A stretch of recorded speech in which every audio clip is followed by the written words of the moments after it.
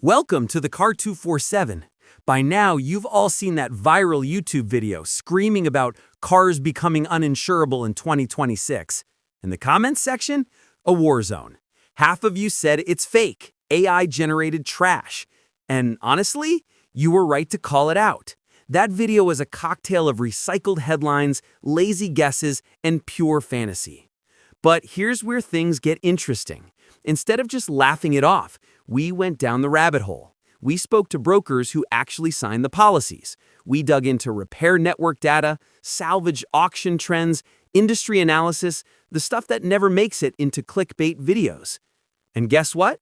The story was garbage, but the problem underneath it is very real. Across Britain, insurance costs are mutating. Some cars are becoming a nightmare for insurers. Not officially banned, but quietly pushed into the danger zone, where premiums explode because the payouts are too high, the repairs take too long, and the risks keep climbing. Insurers aren't being dramatic. The math is. Repair costs are surging. Labor is short. Parts are delayed for months. EV battery replacements can cost more than the car. And theft rings are getting smarter. So today, we're not here to echo rumors. We're here to expose the real, data-backed list of cars that UK insurers are tightening their grip on as we head into 2026. No hype, no fantasies, just the uncomfortable truth hiding behind that viral mess of a video. Mercedes-Benz EQC, 2019 to 2022.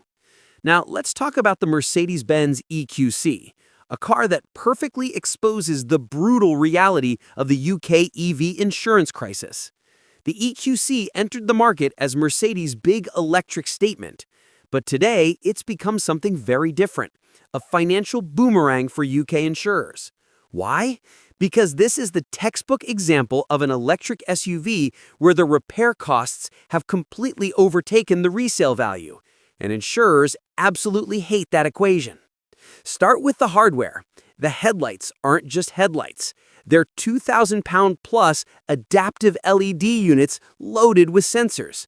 The bumper, packed with radar modules, LiDAR-like proximity arrays, and fragile camera housings. A minor prang in a London car park can snowball into a 6K to 8K repair bill before you've even touched the suspension or structural components. But the real killer? Battery-related repair protocols. Any accident near the floor pan or the side rails forces the repair center to perform full HV isolation, diagnostic scans, and sometimes partial battery inspections. These aren't optional. They're mandatory, and they add thousands to the bill. So guess what happens? You have EQCs now worth around 24K to 26K on the UK used market, but they regularly produce 12K to 18K accident estimates. That's the insurance nightmare. The cost-to-value ratio is completely upside down. And insurers don't like upside down. They like predictable, low-risk, low-drama. The EQC gives them none of that. So what do UK insurers do? They don't ban the car. That's what the clickbait videos claim. They do something quieter and far more realistic. Premiums creep up, underwriters get selective, some providers stop offering fresh policies, others slap on conditions, higher excesses, or limited cover types. Not because they're biased against EVs, but because the math simply refuses to work. The Mercedes EQC is a perfect example of a luxury EV where depreciation is fast, repairs are slow, and the insurance equation collapses under its own weight. And this is exactly why the UK's 2026 EV insurance squeeze is more real than people think. Next on our list is the Range Rover Evoque, specifically the keyless models from 2018 to 2023. And this one is a prime example of how a car doesn't need to be uninsurable to become a full-blown insurance nightmare in the UK. Because in London, Birmingham, and Manchester, the Evoque has basically turned into a theft statistic factory. The problem is brutally simple. Keyless entry plus relay attacks equals insurers bleeding money. Thieves don't need to break in. They don't need to force anything. They can stand outside your house with a cheap relay device, capture your key signal, and drive your Evoque off your driveway in 20 seconds. No drama, no noise, clean getaway. And the fallout is exactly what you'd expect. Theft claim frequency in major UK cities is way above normal. Premiums of £3,000 to £4,000 are becoming frighteningly common. Some insurers now refuse to quote without a tracker, secure parking, or proven anti-theft upgrades. And when the Evoque is recovered, the repair costs are still stupidly high. Land Rover parts and labor are never cheap. So here's the harsh truth. If you live in a high-risk postcode and you park this thing on the street, you're basically asking the insurer to treat you like a walking loss. And they absolutely will. The Evoque isn't being banned. It's just being priced like what it is, a top-tier target in the UK's escalating theft and insurance crisis. Next on our list is the older Nissan Leaf, the 2011 to 2017 models with the 24 kilowatt-hour battery. And this one isn't about theft or safety recalls or insurers banning EVs. This is something far more fundamental: aging batteries that are destroying the car's insurance economics. The early Leaf uses an air-cooled battery, and after 8 to 12 years on UK roads, the degradation isn't subtle. It's obvious. Range drops, charging efficiency falls off a cliff, and once the battery health dips, the entire economic model of the car collapses. Here's the brutal truth. Replacement batteries cost a small fortune compared to what the car is actually worth. These Leafs now trade for £3,000 to £5,000 on the used market, yet a moderate repair, a rear-end hit, a side impact, or anything near the battery tray can produce a quote that exceeds the value of the entire car. And insurers hate that situation. Why? Because the moment a car can total out from a relatively minor repair, it becomes a financial liability. It doesn't matter that it's electric. It doesn't matter that it's reliable. What matters is the math, and the math on old Leafs is ugly. That's why underwriters across the UK price these older Leafs cautiously, not because they distrust EVs, but because they know one small accident can trigger a full loss payout. When a car's resale value is low, the threshold for uneconomical repair is razor thin. And the result? Premiums go up to compensate for the risk. So no, the early Nissan Leaf isn't being blacklisted, but it is becoming a perfect example of how aging EVs with declining battery health can drift straight into the UK's insurance danger zone even without dramatic headlines or viral rumors. Next on our list is the Jaguar I-Pace, the 2018 to 2022 models. This is where things get really ugly for UK EV owners. The I-Pace isn't banned or blacklisted, but it's become a financial headache for insurers. Why?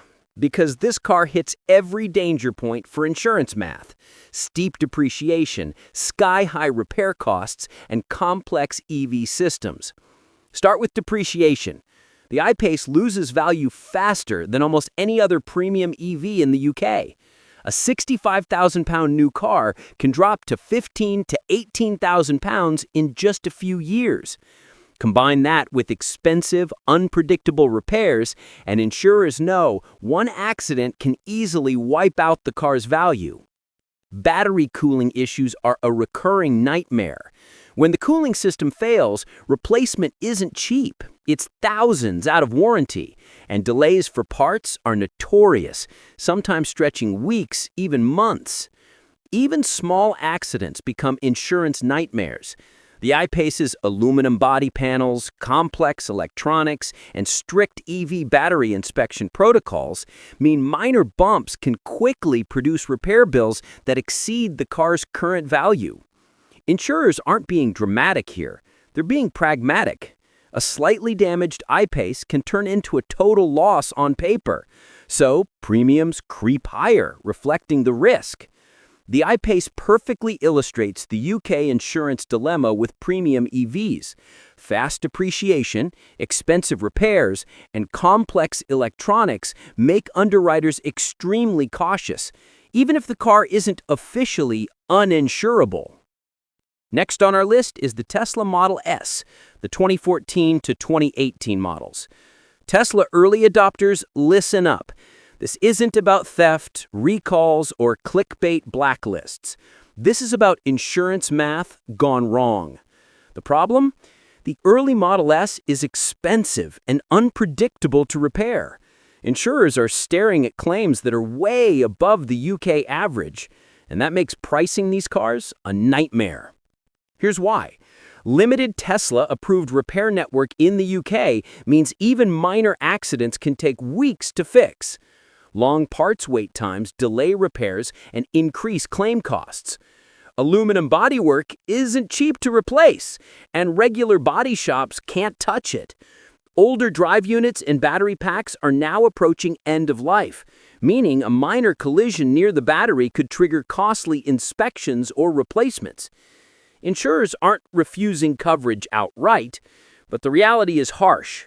Many UK providers now quote sky-high premiums for early Model S cars. Some restrict coverage or add exclusions for battery or drivetrain issues.